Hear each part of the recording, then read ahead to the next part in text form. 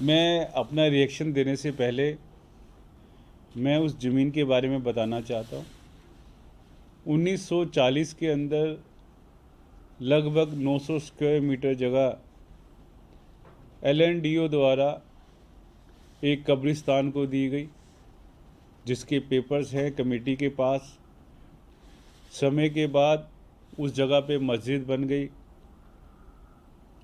मस्जिद बनने के बाद उसके साथ में एक रामलीला ग्राउंड के अंदर बहुत बड़ी इंक्रोचमेंट की गई।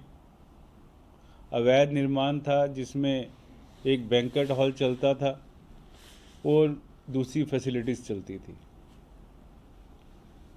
तो ये मुद्दा रामलीला ग्राउंड को क्लियर करवाने का माननीय हाई कोर्ट में गया,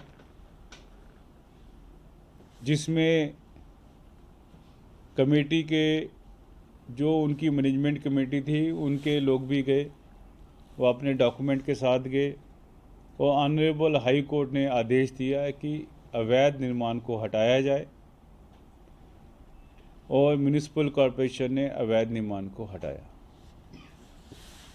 तो इसलिए जो माननीय हाई कोर्ट का आदेश था, म्यूनिसिपल कॉरपोरेशन ने वो आदेश का पालन किया। वो पूरे देश के अंदर कॉरपोरेशन का काम है अवैध निर्माण को हटाना। आगे से भी जहाँ पर किसी भी जगह अवैध निर्माण होगा, म्यूनिसिपल कॉरपोरेशन ऐसे काम करती रहेगी।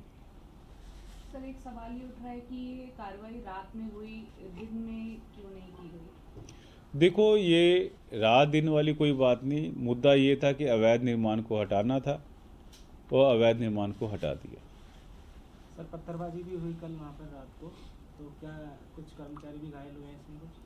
देखो, ऐसा है, जब हम किसी चीज़ के ऊपर अपना एंगल डिफरेंट करके देखते हैं, क्योंकि धार्मिक नेता हो, राजनीतिक नेता हो, वो अपनी अपनी रोटियां सेकते हैं।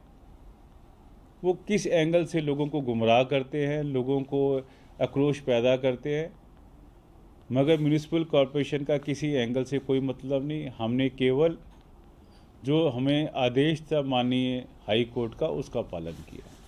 क्या उनको कार्रवाई के पहले नोटिस भेजा गया था? देखो, हाई कोर्ट का ऑर्डर है, तो हाई कोर्ट ने जो ऑर्डर दिया, सब तरह के उसकी लीगैलिटी थी, उसको हमने पूरा किया।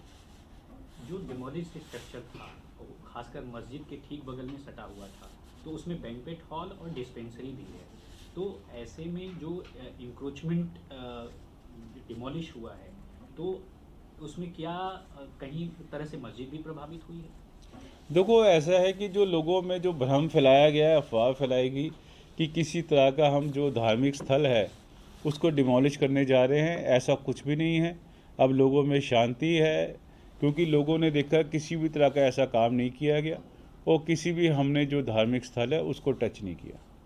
हमने केवल अवैध जो था निर्माण था, जहाँ पर बैंक्वेट हॉल चल रहा था, केवल उसी को हटाया। मेरे साहब, आज दो दिन डिमोलिशन की बात एमसीडी ने कही थी। अभी क्या स्टेटस है? क्या डिमोलिशन पूरा हो चुका है, अब बुलडोज़र नहीं चलेगा, या पुलिस फोर्स बनी हुई है? क्योंकि वो कह रहे हैं कि जब तक एमसीडी चाहेगी हम फोर्स देंगे। तो आज डिमोलिशन हो रहा है, नहीं होगा, या ख़त्म हो गया, अब कोई स्ट्रक्चर बचा नहीं जो इलीगल है? देखो, ऑलमोस्ट काम हो चुका है, मलबा पड़ा हुआ है, तो मलबा भी वहाँ से हट जाएगा। क्या कोई नया आदेश भी है कोर्ट की तरफ से कि वहाँ भी डेमोलिश करना है इस एरिया के अलावा? देखो, ऐसा है कि लोग रिट डालते रहते हैं और जैसे जैसे हाई कोर्ट का आदेश आएगा, जो ऑनरेबल हाई कोर्ट हो, सुप्रीम कोर्ट हो या कोई भी कोर्ट हो, उस पर एक्शन करने के लिए हम सब बाध्य हैं। ये हमारी ड्यूटी बनती है। कोई भी वहाँ से आदेश आएगा उसका पालन होगा। मेरे साहब, ये कोर्ट का मामला था, कोर्ट के आदेश पर एक्शन हुआ, लेकिन पूरी दिल्ली में कहा जाता है दिल्ली इंक्रोचमेंट की भी राजधानी है। तो ऐसे में क्या एमसीडी की तरफ से आगे और कोई ड्राइव चलाई जाएगी कि दिल्ली में ऐसे स्ट्रक्चर्स को आइडेंटिफाई किया जाएगा?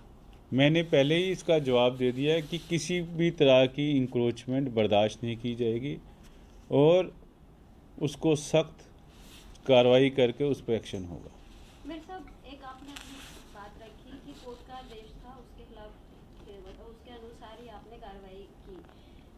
क्या ऐसा अक्सर होता है कि जब भी कोर्ट अपनी तरफ से आदेश पारित करे तो कोई नोटिस जारी नहीं किया जाता है, सीधे एक्शन लिया जाता है?